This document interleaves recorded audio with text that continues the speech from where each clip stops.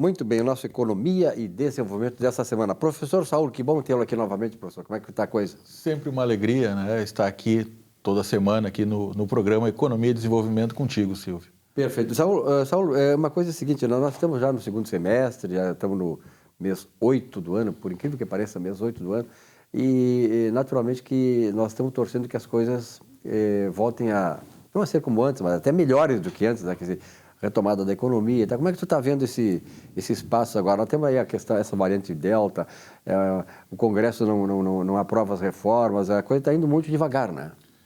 Exato. O nosso empresariado ele tem uma resiliência, né? O Brasil ele consegue ainda bater recorde de arrecadação, consegue ser produtivo mesmo com todas as situações que estão ocorrendo, né? Que não estão ajudando muito realmente o empresariado. Essa variante Delta preocupa, certo? Porque a China é onde começa tudo, né, Silvia? A China já está com algumas medidas draconianas e quando se diz isso, né, se remete a questões severas, né, de novo, de lockdown e tudo mais. Agora, recentemente, um município do Rio de Janeiro já encerrou as aulas, no caso presenciais, e retroagiu para aulas online novamente. Aqui no município, aqui no estado também, vários municípios acabaram recebendo alertas, né, do gabinete de crise aqui do nosso governador. Então, são alertas que vão chamando a atenção, né? Mas nós aprendemos a sobreviver e a atuar, e as nossas empresas a trabalhar, né, em qualquer cenário. Isso é uma prova de resiliência. Então, acredito, né, Silvio, estou muito otimista para o final do ano. Agora, o segundo semestre sempre é uma época de entregas, né? Onde a gente começa a consolidar aquilo que foi planejado lá um tempo atrás, e nunca foi tão importante planejar, porque uma das características das empresas de hoje é sobreviver diante de um cenário de incerteza. E isso é a dificuldade, né? Imagina, tu ter que sobreviver sem saber como é que vai ser o dia de amanhã. Então, a gente entende que estamos caminhando para um final de ano menos pior do que se imaginava. Apesar da China já estar revendo a questão do crescimento do último quadrimestre e várias coisas, e nesse nosso mundo globalizado, e a gente depende muito deles, né? Então, nesse mundo globalizado, a gente pode sofrer algum revés disso, mas eu estou bastante otimista, né? Que nós temos a vacina avançou muito, né? Isso é uma mudança de cenário de agosto do ano passado, que não se sabia o que ia acontecer, né? Se já se previa praia com máscaras, aquela coisa toda, ou seja, houve um avanço importante. Saul, na verdade, assim, claro que a gente torce para que essas coisas aconteçam, né? Mas tudo tem o seu tempo devido.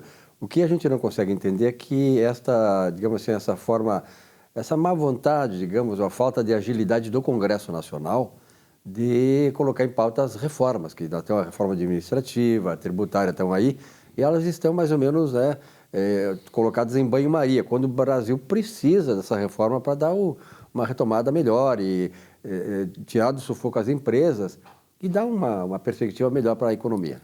É que desacomoda muita coisa que está acomodada, né? A própria reforma administrativa, e eu tenho visto políticos deixar bem claro, é daqui para frente, ou seja, e realmente, constitucionalmente, tu não pode mexer em direitos adquiridos, né, Silvio? Então, quem está lá, quem foi concursado e tudo mais, tem o seu direito, e isso vai até o final da vida, né? Mas, daqui para frente, sim, e a reforma administrativa é fundamental, né? Tá para ser votada a qualquer momento, é fundamental. Por quê? Porque a gente precisa saber o tamanho que nós queremos do nosso gasto, do nosso Estado, para poder, então, estimar o que tu quer arrecadar. E aí entra outra reforma importantíssima, que é a reforma tributária. O Brasil hoje, a PS Capital, ao qual eu administro, trabalha com isso, né? Se chega a mudar 50 vezes por dia a legislação tributária brasileira. Então, como é que a gente trabalha? Tá? Tu trabalha com um software, tu assina um software que te informa a todo momento, em tempo real, a mudança da lei. E aí tu aplica. Imagina a insegurança jurídica que isso traz para as empresas, né? Um tributo, por exemplo, que tem que ser reformado e vai ser uma grande guerra, é a questão do ICM. Né? Porque nós temos ICM, ICMST, diferença de alíquota entre os estados, que apesar do STF ter derrubado a questão do DIFAL, é só criar uma lei complementar, cada estado criar sua lei complementar, que teremos de FAO ano que vem. E assim vai, e ser votado até o final do ano, lógico. E assim vai, né, Silvio? Então, são muitas variáveis e por isso que eu disse, eu estava falando aqui, né, as empresas no Brasil seguem evoluindo com muita resiliência, apesar dos reveses, né, e da maré contra que tem que enfrentar diariamente. E a PS Capital, na verdade, né, Saúl, a tua empresa de consultoria, de qualificação de recursos humanos, como é que tu está vendo assim, o papel da qualificação, da demanda por esses serviços, dessa retomada da economia? As próprias reformas são muito estratégicas, né, Silvio, porque não tem mais espaço para amadorismo, né? Então, assim, as empresas elas nos contratam para ver a saúde tributária do negócio deles, principalmente para ver se não estão pagando impostos a mais do que deveriam, tá? E depois para ver se não estão acumulando passivos, aquela cartinha desagradável das receitas federais ou estaduais, né, na sua empresa, dizendo que tem uma irregularidade. Então, eles querem se prevenir para poder fazer um planejamento. Eu tenho uma fala, e a gente, como uma bandeira social lá dentro da empresa, a questão do combate à sonegação. Por que nós entendemos isso? Tá? Agora, o Pix, por exemplo, né, tem uma conexão muito grande com tudo isso. O Banco Central, quando criou o Pix, ele criou uma ferramenta que ele consegue controlar os pagamentos, inclusive os informais. Então, tu vai no cabeleireiro, se tu pagava em dinheiro, agora tu vai pagar um Pix. Né, se tu vai em qualquer lugar que tu for, e esse Pix ele é registrado. E o governo sabe, então, a movimentação do dinheiro. Isso faz com que as empresas caminhem para uma formalidade. E essa formalidade exige formação do preço de venda, exige um maior controle na sua gestão, né? Exige uma série de coisas que até então, vamos botar até o século passado, por exemplo, não era muito necessário. Então, hoje, a própria Receita Federal, com seus cruzamentos e todas as estratégias que tem, ela consegue ter um controle disso. E prova, né, que a sonegação no Brasil está com os dias contados. Ela vai começar a entrar em alguns setores, já está entrando, né, e toda empresa, Silvio, no Brasil, ela é fiscalizada no mínimo uma vez por ano. E a gente nem sabe, né? Eles entram no sistema lá, eles olham, é o próprio robô que faz, né, da própria Receita, olha lá, vê se tem alguma inconformidade e já manda notificar. Todo mundo passa por isso. Então é só questão de tempo. As empresas nos contratam exatamente para trabalhar em compliance com a legislação.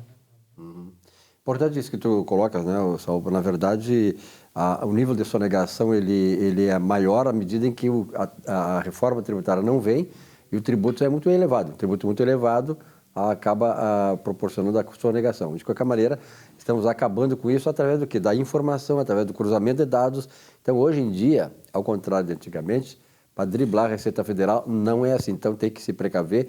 Empresas como a PS Capital é importante nesse assessoramento, nesta orientação para que você não caia numa malha fina e daqui a pouco a coisa fica pior.